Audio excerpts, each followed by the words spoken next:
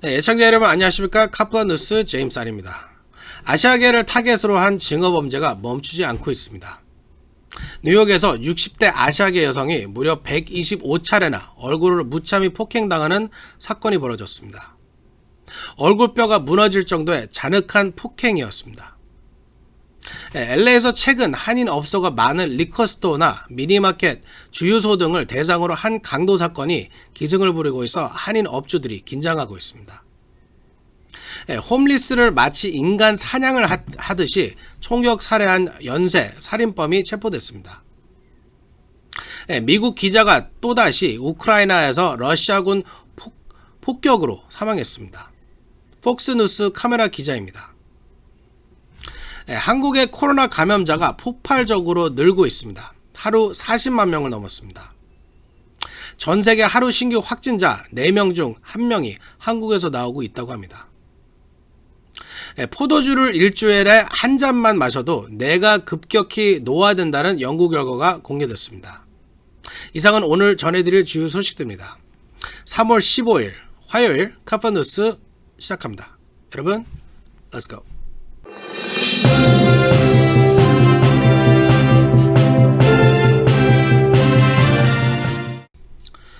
뉴욕에서 또다시 아시아계를 겨냥한 잔혹한 증오 폭행 사건이 발생했습니다.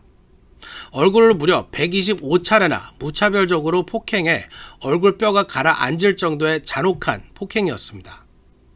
폭행을 당한 60대 여성은 이웃의 신고로 간신히 목숨을 건졌습니다. 피터장 기자가 보도합니다. 아시아계 여성이 얼굴을 무려 125차례나 무참히 폭행당하는 인종증오 사건이 발생해 충격을 주고 있습니다. 14일 뉴욕 용커스 경찰 당국은 지난 11일 저녁 6시께 67세 아시아계 여성 A씨를 무참히 폭행한 타멜 에스코를 2급 살인미수와 폭행 혐의로 체포했다고 발표했습니다. 가해자 에스코는 길에서 처음 마주친 피해 여성을 향해 인종차별 폭언을 퍼부었으며 피해자가 이에 대꾸하지 않고 집으로 향하자 뒤쫓아가서 폭행한 것으로 알려졌습니다. 경찰이 공개한 폐쇄회로 영상에는 피해자가 아파트 현관으로 들어가자 가해 남성이 따라 들어와 피해자의 머리를 향해 주먹을 날려 바닥에 쓰러뜨린 후 125회 이상 얼굴을 가격하고 발로 밟는 등 가혹한 폭행을 가하는 장면이 녹화되어 있었습니다. 가해자는 결국 목격자가 개입한 후에야 폭행을 멈췄습니다. 목격자 이베트 크레스포는 폭행 장면을 목격하고 아파트 출입문 밖에서 문을 두드렸다며 가해자가 시선을 돌리며 피해자에게서 물러났다고 폭스뉴스에 말했습니다. 폭행을 911에 신고한 다른 목격자는 목격자 이베트 크레스포가 아니었으면 피해자는 이미 죽었을지도 모른다고 말했습니다. 피해 여성은 얼굴뼈가 부서지고 뇌출혈이 발생해 외상센터로 이송돼 치료 중입니다. 마이크 스패너 용커스 시장은 우리 도시에서 더 이상의 증오범죄를 용납할 수 없다며 용의자가 극악무도한 행동에 대해 법의 심판을 받기 기대한다고 말했습니다. 존 제이 뮬러 용커스 경찰국장은 내가 본 것 중 가장 끔찍한 공격 중 하나라며 무력한 여성을 때리는 것은 비열한 행위이며 인종 때문에 그녀를 목표로 하는 것은 더 비열하다고 비판했습니다. 그러면서 혐오스럽고 폭력적인 행동이 우리 사회에서 용납되지 않을 것이란 분명한 메시지를 전달하기 위해서라도 피고인은 법에서 허용된 최대한의 처벌을 받아야 한다고 강조했습니다. 카플라 뉴스 피터장입니다. 올해 들어 LA 지역에서 주유소, 리커스토어, 미니마켓 등 영세 자영업체들 대상으로 한 강도 사건이 기승을 부리고 있습니다. 한인 업주들이 많은 업종이어서 한인들의 걱정도 적지 않습니다. 제프리 기자가 보도합니다. 한인 업주들이 많은 영세 리커스토어, 주유소, 미니마켓 등을 타겟으로 한 강도 사건이 최근 LA에서 기승을 부리고 있는 것으로 나타났습니다. 14일 LA 지역 통계 전문 매체 크로스타운은 지난 1월과 2월에 LA 경찰국 범죄 통계를 분석한 결과 이들 3개 업종 사업체에서만 116건의 강도 사건이 발생한 것으로 집계됐다고 보도했습니다. 이는 지난해 같은 기간에 비해 50% 가까이 급증한 것입니다. 지난해 같은 기간 이 같은 유형의 강도 사건은 77건, 2019년 같은 기간에는 89건이었습니다. LAPD 범죄 통계에 따르면 LA의 전반적인 강도 사건은 2021년 첫 2달 동안 16% 증가했습니다. 그러나 그 기간 동안 영세 자영업체에 대한 범죄는 50.6%가 급증해 강도범들이 보안이 취약한 이들 업체들을 타겟으로 삼고 있는 것으로 보입니다. 마이클 무어 경찰국장은 지난 한 달 동안 두 차례나 최근 빈번하게 발생하고 있는 영세 자영업체들에 대한 강도 사건 급증 현상을 지적하고 지난 1일 LA 경찰위원회 회의에서 이 문제를 언급했습니다. 리커스토어와 주유소, 편의점이나 미니마트를 타겟으로 한 강도 사건은 실제로 지난해 말부터 증가세가 시작됐습니다. 2021년 4분기에는 미니마켓에서만 153건의 강도 사건이 발생했습니다. 이는 최소 2010년 이후 분기별 최고 기록입니다. 특히 영세 자영업체 대상 강도 사건이 가장 빈발한 웨스트레이크 지역에서는 지난 2개월간 9건의 강도 사건이 발생했고 선밸리 지역에서도 8건이 발생했습니다. 최근 이들 영세 자영업종을 대상으로 한 강도 사건이 기승을 부리자 한인 업주들은 긴장을 늦추지 못한 채 불안해하고 있습니다. 지금까지 카플라 뉴스 제플리였습니다. 네, 미성년 여학생들을 상대로 피아노 교습을 하던 60대 강사가 18년간 11명의 여학생들을 성추행해왔던 사실이 밝혀져 111년 형을 받게 될 처지에 놓여 있습니다. 오렌지 카운티에서 피아노 강사로 일하던 65세 존 모르카이 스캇, 이 피아노 교습을 하면서 18년 동안 11명의 여학생들을 성추행한 혐의로 기소됐습니다. 오렌지 카운티 검찰은 이 사람을 26건의 성추행 혐의로 기소하면서 그가 111년 형을 받게 될 것으로 예상했습니다. 오렌지 카운티 크리스틴 브레시치 검사는 스캇이 1996년에 한 음악 학원에서 성추행 범죄를 시작했으며 이후에는 자신의 집에서 개인 레슨을 하는 여학생들을 성추행했다고 밝혔습니다. 네, 홈리스들을 상대로 마치 인간 사냥을 하듯 총격 살해한 연쇄 살인범이 붙잡혔습니다. 경찰은 오늘 워싱턴 DC의 한 주유소에서 홈리스 연쇄 살인범으로 불리며 공개 수배 중이던 살인 용의자 제럴드 브리바드를 체포했습니다. 브리바드는 워싱턴 DC와 뉴욕을 돌며 지난 10일간 홈리스 2명을 살해하고 3명을 다치게 한 혐의를 받고 있습니다. 브리바드는 지난 3일부터 12일까지 워싱턴 DC와 뉴욕 일대에서 연달아 홈리스를 대상으로 범행을 저질러 공개 수배를 받았습니다. 워싱턴 DC와 뉴욕 경찰은 유사한 범죄가 연달아 발생하자 이 사건들이 동일범의 소행으로 보고 그간 공조 수사를 벌여왔습니다. 네, 미국의 2월 생산자 물가가 10%를 기록하고 소비자 물가는 7.9%를 기록하는 등 40년 만에 최악의 인플레이션이 나타나고 있는 가운데 치솟는 물가로 인한 피해는 민주당 지지자들이 더 크게 느끼는 것으로 조사됐습니다. 중간 선거에 영향이 있을 것으로 보입니다. 제니바 기자가 보도합니다. 민주당 지지자들이 공화당 지지자들보다 40년 만에 높은 인플레이션 피해가 더 크다고 느끼는 것으로 나타났습니다. 이에 따라 중간 선거가 8개월 앞두고 공화당의 입자가 더 넓어지고 있다는 분석이 나오고 있습니다. 월스트리트 저널은 14일에 공개한 여론조사 결과입니다. 이 여론조사 결과에 따르면 민주당 지지자가 많은 흑인, 히스패닉, 아시아계 유권자의 35%가 인플레이션으로 인해 큰 피해를 겪고 있다고 답했습니다. 반편 상대적으로 공화당 지지자가 많은 백인 유권자 그룹에서는 28%만이 피해가 있었다고 답했습니다. 흑인 여성과 히스패닉 남성이 모두 44%로 인플레이션 피해가 크다고 응답했습니다. 인플레이션으로 저소득층이 가장 큰 어려움을 겪고 있었습니다.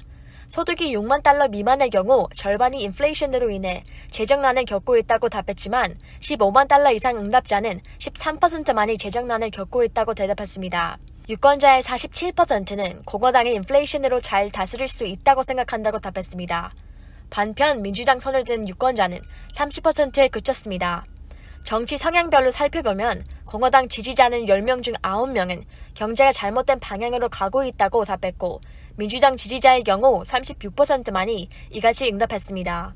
월스트리트 저널은 일자리가 풍부하고 임금이 상승하고 주택 가치나 주가가 조 바이든 대통령 취임 이후 상승하고 있음에도 유권자 3분의 2가 경제가 잘못된 방향으로 가고 있다고 생각하는 것은 높은 인플레이션 수치 영향이라고 풀이했습니다.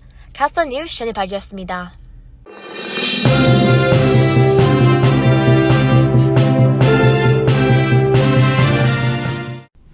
네, 한국 유튜버 이근 씨가 우크라이나에서 생사 여부가 불투명하다는 소식 어제 전해드렸는데요. 이근 씨가 SNS를 통해 직접 생존 신고를 해왔습니다. 다행입니다.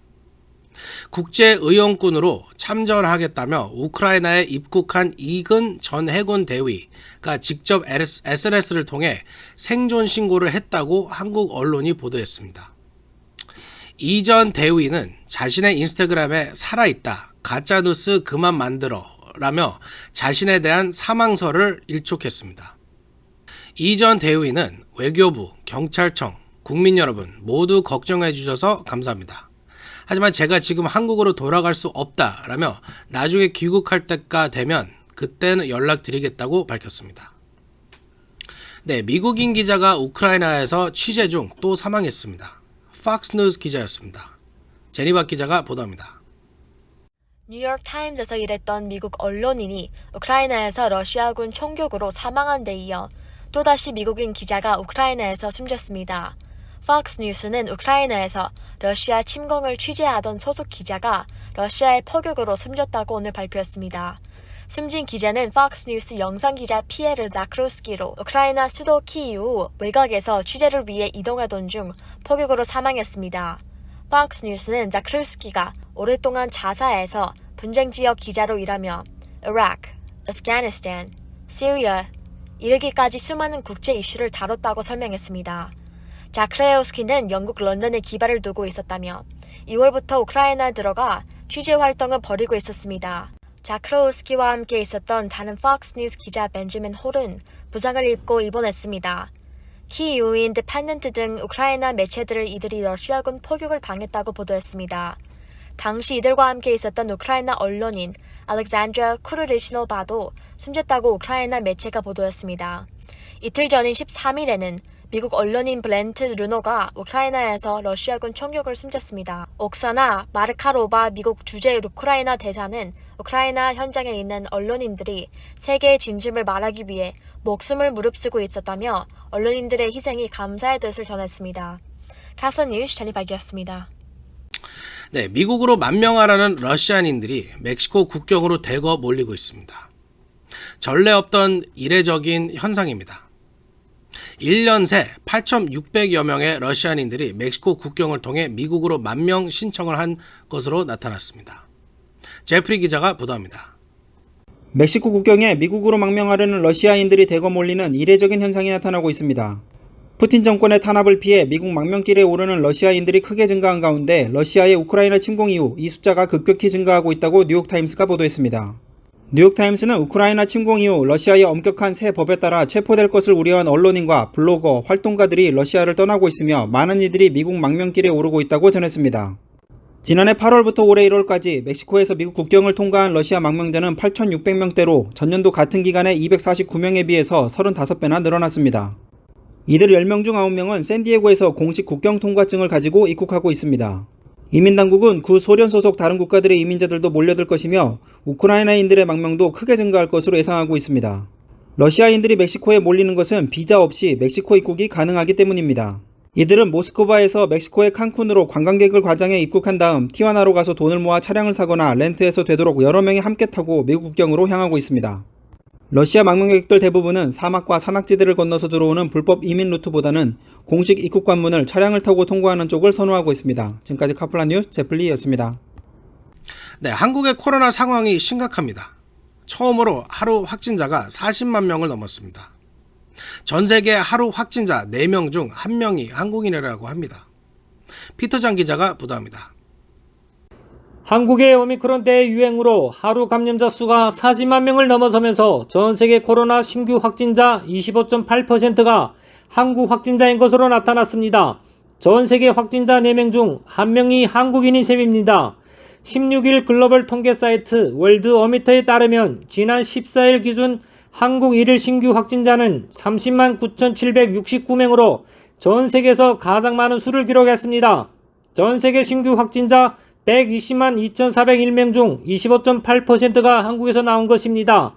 지난 12일에는 전 세계 확진자 142만 9,691명 중 38만 3,651명이 한국인으로 전 세계 확진자의 26.8%를 차지했습니다.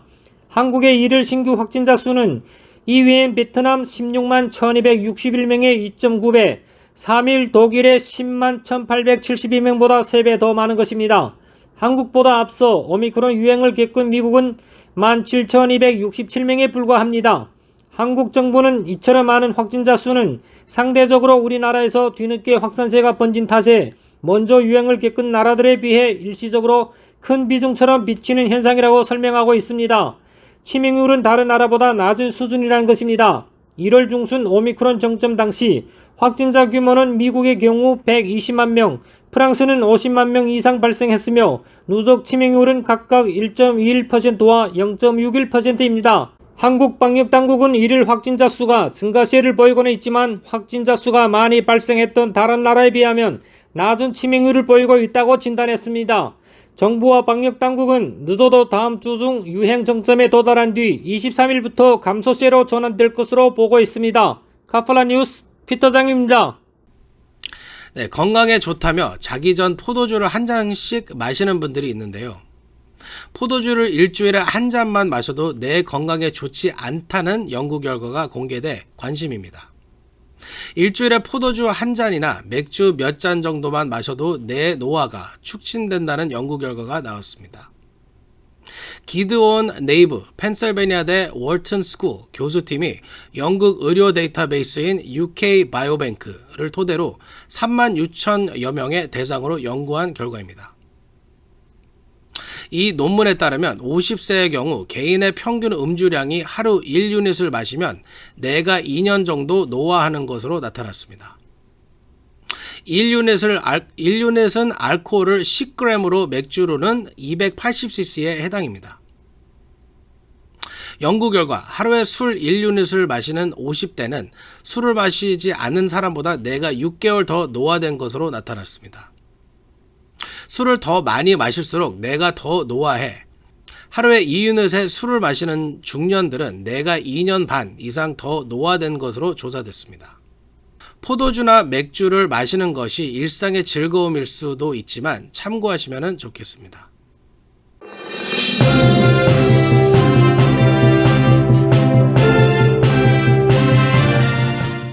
네, 오늘 준비한 소식은 여기까지입니다. 내일은 아틀란타 총기 사건으로 한인 여성들이 숨진 지 1주년이 되는 날입니다. 내일 오후 1시 52분에 8분 동안 희생자들을 추모하는 묵념이 있습니다. 함께 해주시기 바랍니다. 자, 3월 15일 카프뉴스 여기서 마치겠습니다. 감사합니다.